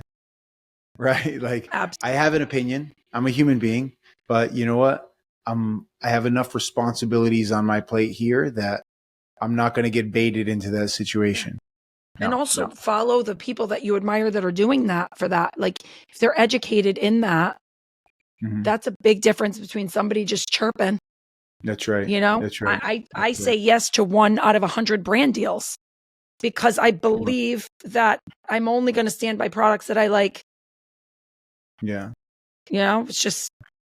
And you're very much like that. I believe that you just give me the vibe and the energy that you, and from what I know it's a long time ago, but I can tell you haven't really changed, which is the most positive thing going. Oh, I haven't. But like, you know, you do, I believe you do have an obligation. You have an obligation to set an example. Yeah. And what you stand for. I'm here for the long run, not the quick money making moment. Yeah. Like I want sustainability. Yeah. I want to be here in a few years, maybe doing something a little different, but also still like reliable. You know, well, you're crushing it, man. You're crushing it, and you gave me your time, and I'm super appreciative of that. So thank you very much. So good to see you. I'm gonna have to find a clip. I think I talked about you on my podcast, and if I find the clip, please let your wife know it was with all due respect. Oh, I would love to hear. Please find it. I would love to hear that. That would be a good teaser for me to say, hey, I'm on this podcast, and just weeks ago, I was telling the story about my mom asking me why I didn't have a boyfriend in high school. And Somerset, a lot of Portuguese guys, I was taller than everybody. I told my mom, can I say this? You could delete it if you want. But I said, of course. I said, the only guy I want to date in this area is Megna. Oh man, you're the best. No, you're the best. I'm just doing a short on that. They're not going to believe it. She thought I was a lesbian, Mark. Because I was just so in my own sports world and not focused on guys. Yeah. I was like, the one guy that's going to get my time is Megna. But I think this whole conversation explains why we're very similar minded. You were a great guy. I don't like assholes. I appreciate you were a great guy. I appreciate that. And I know I could tell, I have more stories. I remember things. And I remember thinking, I remember everything. And then Nicki, I said, Nicki is so focused. And I'm like, I remember the other girls. I know I said it earlier, but they were like, yeah, she's not going to want to have fun. I'm like, I think she's having fun doing that. And I had so much fun. I'm just a goofball, but it is funny. It's so funny. Remember we went to that bodybuilder? Was it your aunt? Oh, I remember that. We went to a bodybuilding show. That was my cousin, a bodybuilding show in New Hampshire. Yes. Yeah, that's right. And she won, I think. She did. I think she, yeah. But like She in was my heavy into shitbox hiking. car, like it's just so funny. Yeah. But we were both so nice. Like think Yeah. of two high school, male and a female going somewhere as like friends and not feeling like we just genuinely were we were both nice I kids. remember that. I remember Yeah. that. Man, funny. that you think you may have a better memory than myself. That's pretty impressive. Well, The I fact that remember you the remember Sunnysons that. parties and all that. Oh my God, we had a great fun group of friends. Holy crap. Oh, I don't even know if we could go there on No, this. absolutely not. Yeah. Some of those things I'm like, when I see kids doing what they're doing now, I tell my wife, I say, "Oh, they'll be fine." She's like, "What do you mean?" I'm like, "You have no idea what was going on when I was going on." I mean, it was like insane. we were really like on our own. They weren't parents. Yeah. All right, like. Ooh. But also, And you and I just had the ability to know how to make good decisions. Mm-hmm. You know, so I don't know where that comes from. I wish I could spread my parents' magic or whatever the hell they did with me. Because when my daughter's like, "Mom," or no, what was mom like? And my mom's like, she was like such a good kid. Yeah. So I'm like, yeah, you gotta. I mean, that's a whole show on figuring that out. I'm gonna be stewing on that because I remember, the sports commentator, Colin Coward. You know Colin Coward? yes.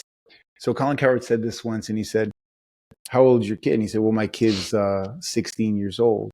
He said, "Well, you're still a parent." He said, "Well, let me explain it to you. I'm no longer a parent. I am now a consultant, which means that when my son is in a room and there's 6 other kids there and they pull out this drug and he's going to make a decision, am I going to participate or not participate?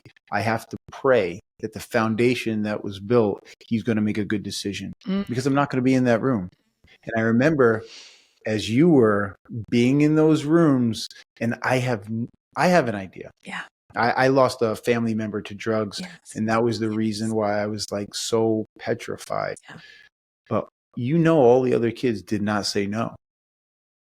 No. And we know how those stories ended. Yeah. Or how they're going now. Right. So what makes a kid say no? That's deep. That's a whole other episode. That's a panel discussion. Yeah. I can tell you for me, I was told my whole life how good I was. What a good kid. I like complimented all the time. And you have to wonder if there's some reverse psychology there. Like, what if you really believe you're a good person in all situations? What if you really believe that? Yeah. Because I still believe that about myself. And it's why I make the decisions that I do. You know, what and if you can feel that strong sense of self coming off you in the most positive way. It's not arrogant. It's not arrogant. It's not boastful, but it's an inner belief. That's right. People, you are strong on your feet, and that's not common. Right. It's not common. Right. That's a good episode to consider, Mark. I'll be there for it. I'll listen in.